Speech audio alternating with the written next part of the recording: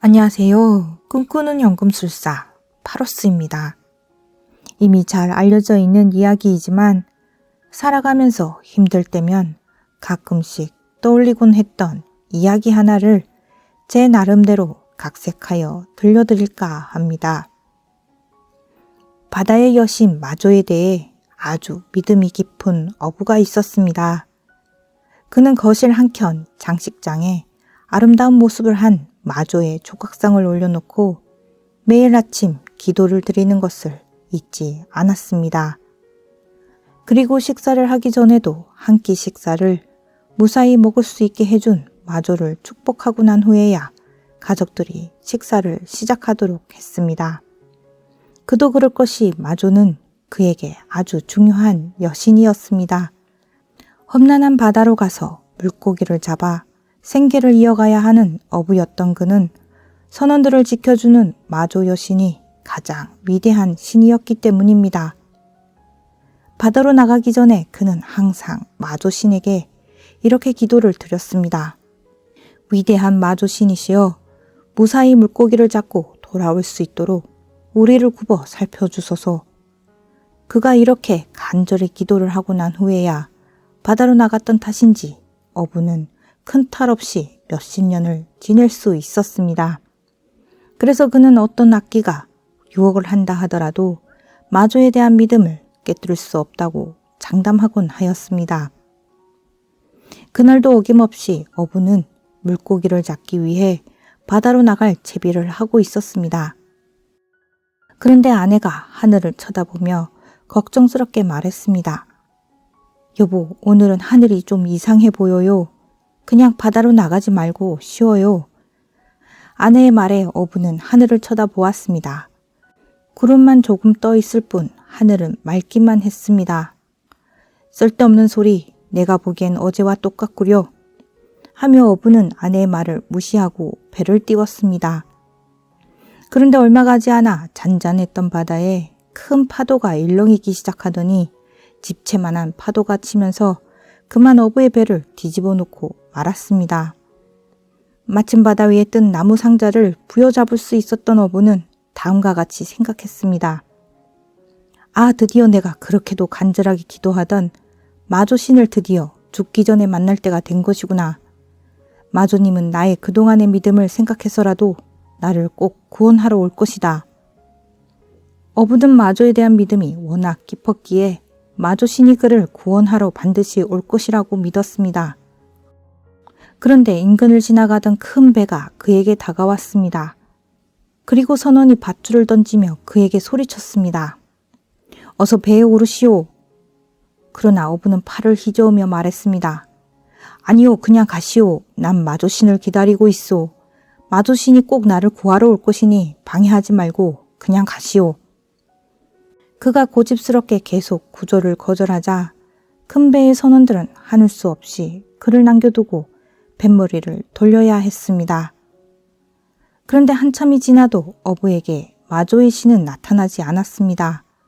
바닷물로 온몸이 차가워지면서 그는 그만 의식을 잃고 말았습니다. 그러자 의식을 잃은 어부는 꿈을 꾸는 것 같은 상태에서 큰 빛을 내뿜으며 다가오는 누군가가 있다는 것을 알아차렸습니다. 어부의 눈에 비친 그는 흰 머리를 길게 늘어뜨리고 흰 수염을 한 늙은 노인이었습니다. 아니요, 당신은 마조신이 아니지 않소. 그녀는 젊고 아름다운 모습을 한 여신이란 말이오. 그녀가 나를 구하러 올 테니 당신도 방해하지 마시고 어서 썩 꺼지시오. 어부는 악기라도 본 것처럼 소스라치게 놀라며 손사래를 쳤습니다. 결국 그는 잠에서 깨어나지 못하고 영영 저 세상으로 가게 되었습니다. 어부는 어디인지를 몰라 헤매이다가 저승의 문 앞에 당도해 있다는 것을 알게 되었습니다. 그런데 저승의 문 앞에서 그를 기다리는 한 여인이 있었습니다. 아름답고 고귀하게 생긴 여인이었습니다. 어디서 보았더라. 어부는 그녀를 어디선가 본 듯하여 눈을 크게 뜨고 자세히 보려 하였습니다. 그녀가 환하게 웃으며 그에게 가까이 다가왔습니다. 아, 당신은... 어부는 그제서야 그렇게도 그가 기다렸던 마조신이라는 것을 알 수 있었습니다. 마조신이시여, 왜 여기서 저를 기다리고 계시는 겁니까? 당신이 나를 구하러 올 것이라고 저는 굳게 믿었습니다. 그런데 당신은 끝까지 나를 구하러 오시지 않으셨습니다. 어부가 원망 섞인 목소리로 마조신에게 따졌습니다. 그러자 마조신은 환한 미소를 지으며 다음과 같이 말했습니다. 오 불쌍한 어부여, 전 당신을 3번이나 구하려고 했어요. 당신 아내의 말을 통해서, 바다 위의 선원을 통해서, 그리고 당신이 숨이 끊어지기 전에는 직접 당신을 구하러 갔었답니다. 그런데 당신은 나를 알아보지 못했어요. 하지만 그 신은 당신이 아니었어요. 저는 사람들이 생각하는 모습으로 있지 않아요. 저는 사실 형상이 없답니다. 당신이 바라보고 있는 모습도 사실은 당신이 만든 상상의 이미지이지 나의 본연의 모습이 아니랍니다.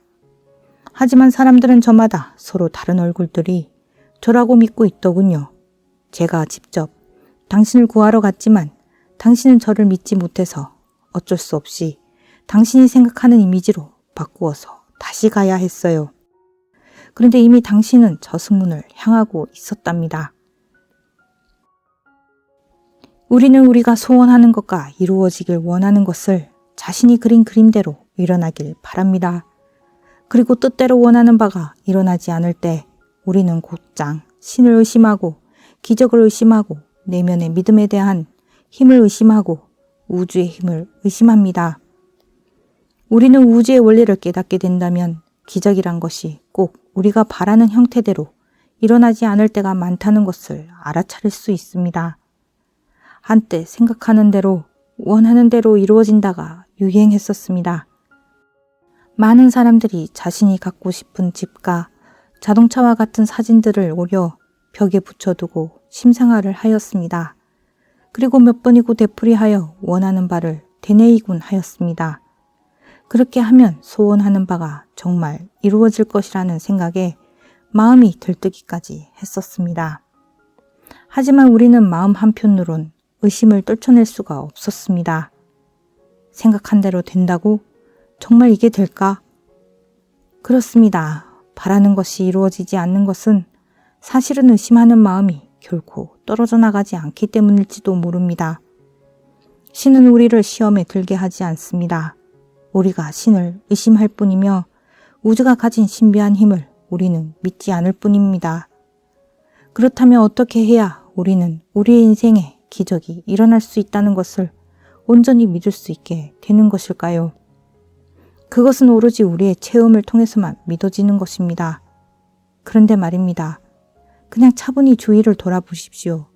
주변의 사람들, 사물들, 하늘, 땅, 뛰어가는 강아지, 흘러나오는 음악, 아이의 미소, 이 모든 것들이 이미 기적이라는 사실을 당신은 알아차리게 될 것입니다.